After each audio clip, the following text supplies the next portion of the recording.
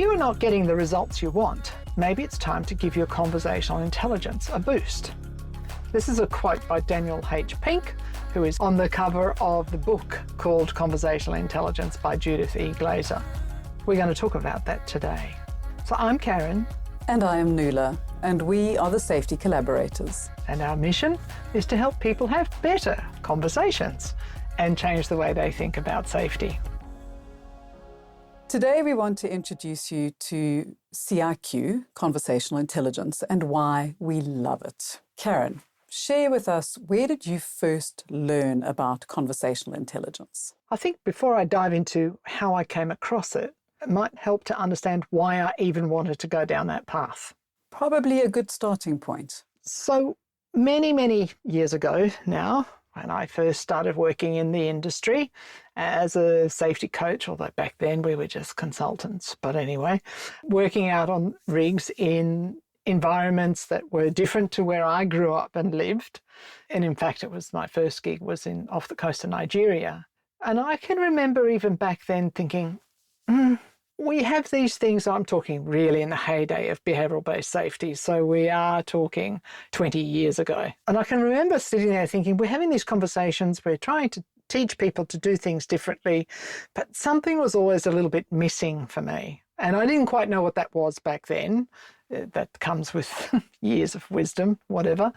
And so that was always sort of playing in the back of my mind. And then let's fast forward a little bit to when I first moved to Scotland, which was in 2015. And it was not long after that I started to hear about this person called, well, let me go back. I was actually starting to study coaching skills and how do I get better at being a coach? How do we improve the types of conversations that we have, etc. And it was actually through W. Beck's, which for people who are coaches will know what that means. I'm not going to worry about that now. What's important, they were running their yearly conference, and one of the speakers was Judith E. Glaser. And she had just written a book called Conversational Intelligence, How Great Leaders Build Trust and Get Extraordinary Results. So that's the name of the book.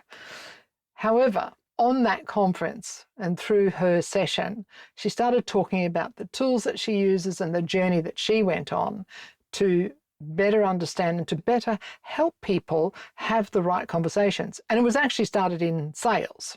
So she was really consulting with organizations to improve their sales process. And that's kind of where it started. Now, her actual background is in anthropology and cultural anthropology. So all of this learning, consulting started to formulate ideas. And as a result of that time, so this was now in early 2016, the next part, of course, with these conferences is that you can then become a learner in that process. So I did. I signed up to become a certified CIQ, as we shorten it to, CIQ coach. And there's not too many of us really on the planet. There's probably 3,000, 4,000, 5,000 of us, and that's about it. Sadly, Judith has since passed away, but her work absolutely continues.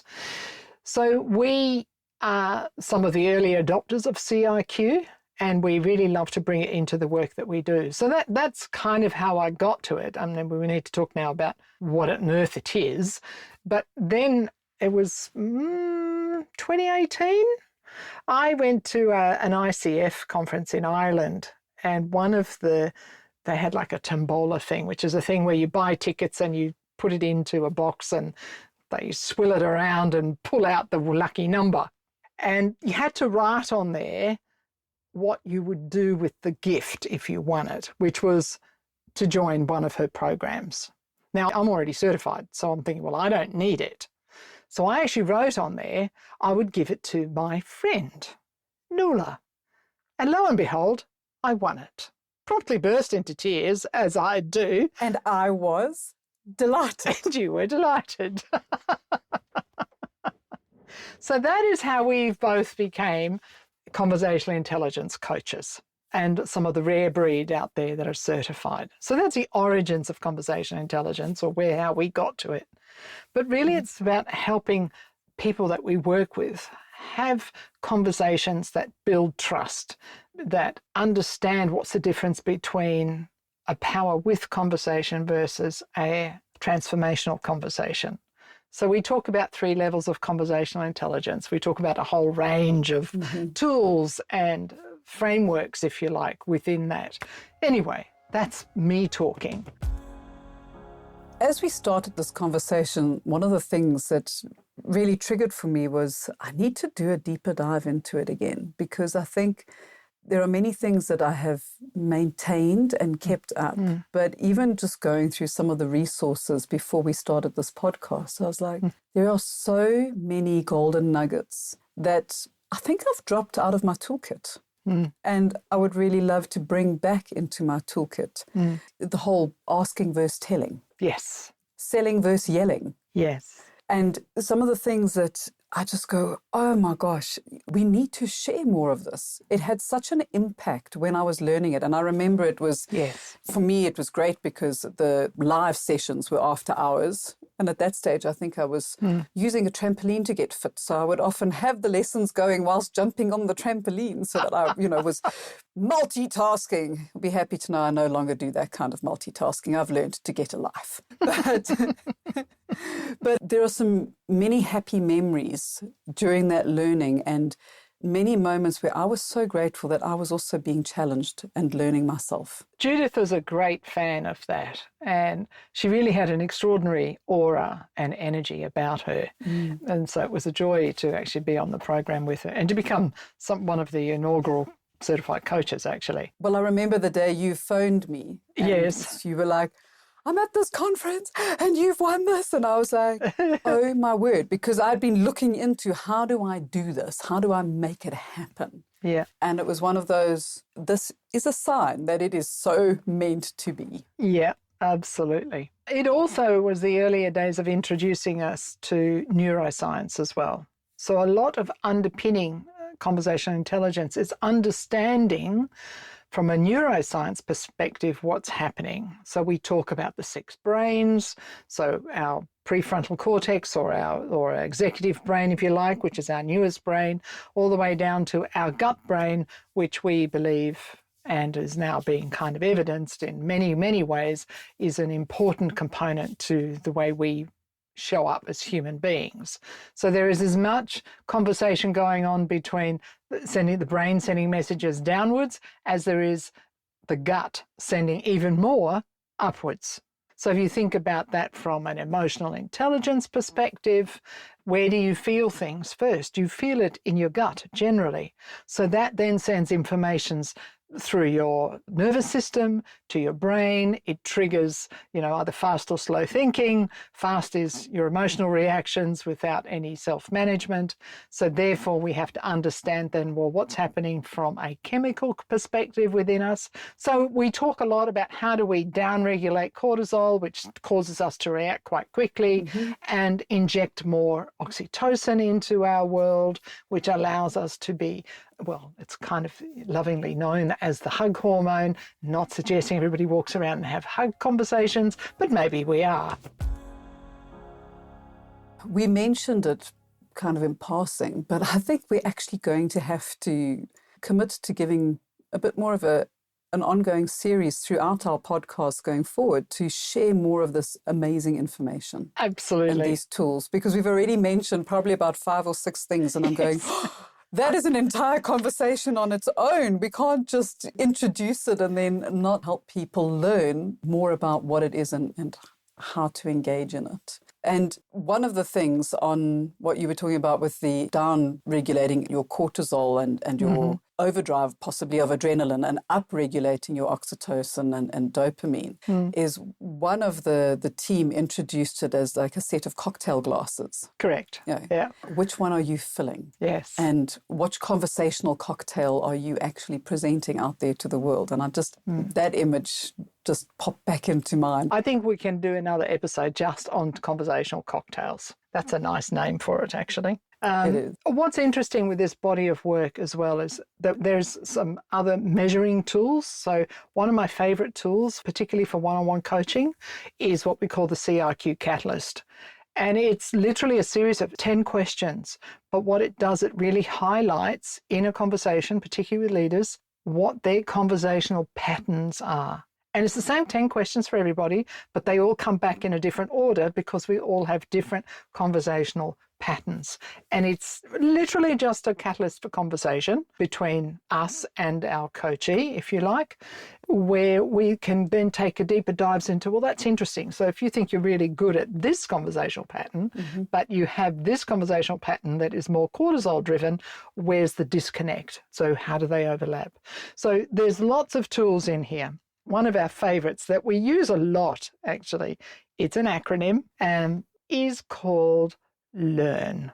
We recommend that you use at the end of conversations, the end of meetings, or just before the end. I use it a lot in programs where we use it as the reflection process for at the beginning of day 2 for what happened on day 1.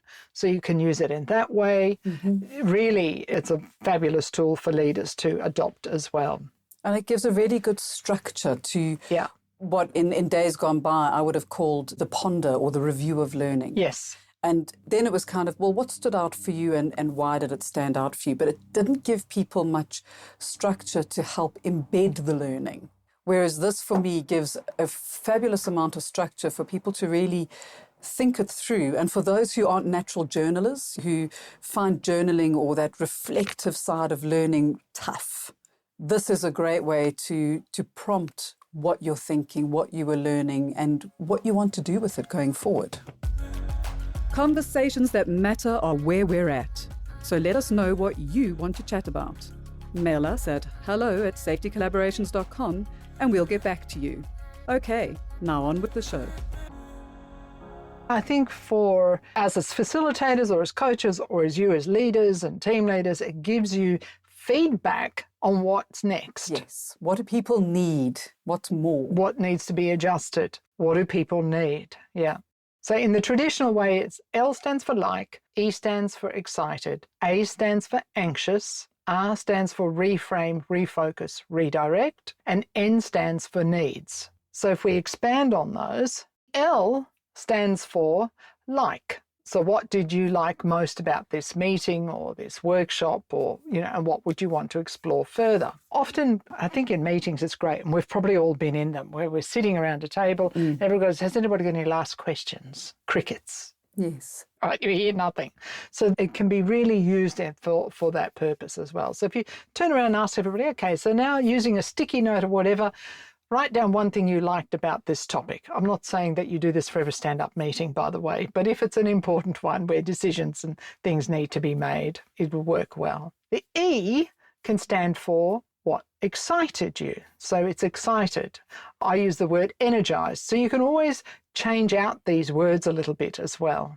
What were you most anxious about? And I often say on that word, because people go, I'm not anxious. Now, that's okay. What leaves you feeling a little uncomfortable? What leaves you feeling like that we've missed something? So let's talk about that. So the idea of the anxious word is what's missing. To bring out that sense of sometimes you're in a meeting or you've ended a conference and you're actually a bit irritated that you feel you haven't achieved something. Yeah, correct. So how do we address it? So whether it's that sense of there's some kind of fear of we've wasted our time or fear of we're not going to move forward, we're just going to be the same old, how do we bring that out into the conversation? Which leads us to the R, which was that reframe, refocus, redirect. So how do we redirect that fear or that anxiousness? Do we need to reword things in a different way? And then finally, the N, and I feel that this is really the one that's missing most often. How often do you end up in a meeting and say, okay, share any needs that you would like us to discuss? What needs do you still have? Because I think it's a scary word, that word need. I was about to dive into that and go, that's greater than the fear of we haven't addressed everything we need to address. Absolutely. Yeah. Oh my gosh, we actually need this to be able to make it happen. And maybe we can't provide the need at the moment. But then it's around, okay, what other conversation needs to happen? Do we need to go back to the reframe? Do we need to address something different? Exactly. Just on that one, on the needs, it gives people that space to be able to hopefully be in a safe place to say, I might need help in this. Yeah. It might be the help of resources. It might be the help of people. It might be the help of time. But what is it? It might be, I need more buy-in because I'm still not into this. or No. I need to bring my team on board, I need more information before I can communicate effectively what we're going to be going forward with. Exactly. So that really is hopefully bringing in that trust space within whomever is involved in the conversation. Which is another very big component of our CIQ journey that we're going to take together, is to talk about trust. So with the L.E.A.R.N activity, if you want to use it as an activity, let's say you are working with a group and you want to use it in a different way to, instead of sticky notes, you could get people to just work alone by themselves, give them a moment to answer each of those letters, if you like, the questions attached to each letter. Then you can get them to work in pairs. You can then bring it into groups. So if you really want to extend this into a really valuable, this can be easily a 1 to 2 hour session, in fact. It can. And Karin, didn't you use this as part of a safety conference, unconference? We did. An Yes. unconference. An unconference. And this was the foundation for that conversation around that unconference. It was, yeah. So this was a conference that we ran virtually for a large oil services company for a day. And so this activity was very much a part of it. And they came out with some really good ideas and some needs that were over time to be addressed. I mean, they weren't going to happen straight away. It was for it was for the whole HSE team across the globe. And it worked very, very well. And how did you reframe the questions and the words to make it more focused into an exercise or into a day's session? So in their case, we use the word like, but we changed the question a little bit to, what do you like about the current state of safety at client? What energizes you about your role as an influencer of safety within client site?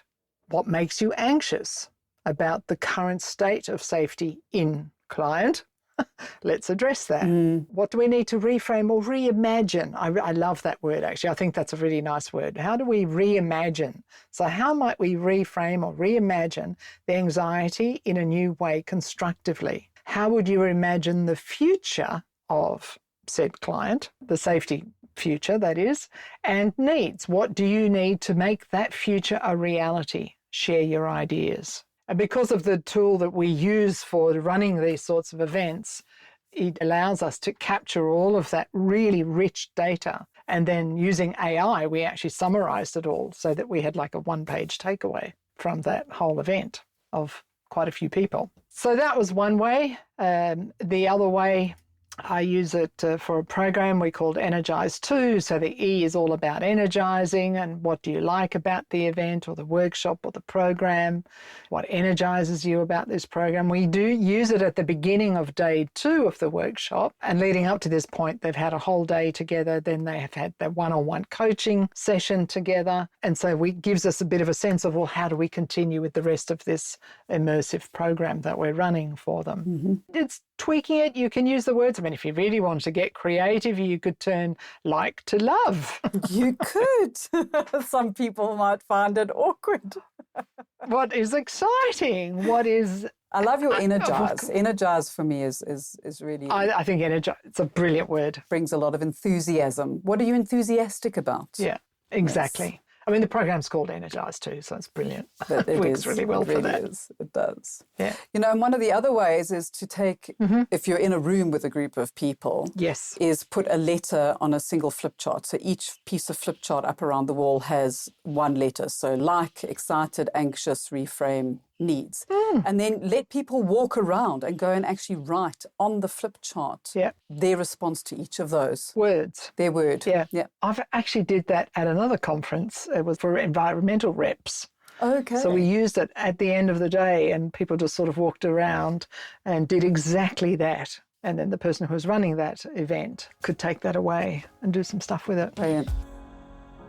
So that is our very sort of quick introduction to CIQ. It does underpin a lot of the work that we do in many ways, particularly in the facilitated programs that we run. And we will leave you with a version of the L.E.A.R.N activity you can have a download so that you can use it at your next session of importance, where you want to give meaning to a meeting or a gathering of some sort that you're having. Exactly, and where you really want to get an understanding of where people are at before they walk out the room. Exactly. And then you go, 10 million different directions. No, let's all be headed in one direction. Indeed. And it may lead to giving you some of that insights that you would not necessarily otherwise have received. I think also this is one of the many conversational rituals. So if this becomes a bit of a habit within the organisation, you're doing a few things. You're creating a conversational ritual which is really helpful in binding teams together. You are then also creating a safe space for people to share. So that's going to build your psychological safety. It's also going to create, and pardon the pun, a learning environment. It encourages... and learning culture. A learning culture, absolutely. So, and teaming. So there are many advantages to using sometimes what appears to be a simple tool, but in fact is not. In the words of Judith Glazier, words create worlds. And we look so forward to sharing these tools over many of our podcasts to come, I'm sure, because there are so many nuggets that will hopefully have a positive impact on you as it has on us. With that, may your next conversation be conversationally intelligent. Thank you for joining us again today. As always, lovely to have these conversations that matter. You will be able to find everything on our show notes, of course, on our website, safetycollaborations.com. Leave us a message via the live chat. We would love to know what you think about the tools, especially if you get to use them. Some feedback on that would be brilliant. You can also do this on our LinkedIn company page. So we always, every week, put up a post about this podcast. So you can always reply to that particular posting as well. And of course, as always, help us spread the word. We're on all of your favourite podcast platforms. So feel free to share, like, etc. Till next week. Stay well and stay safe.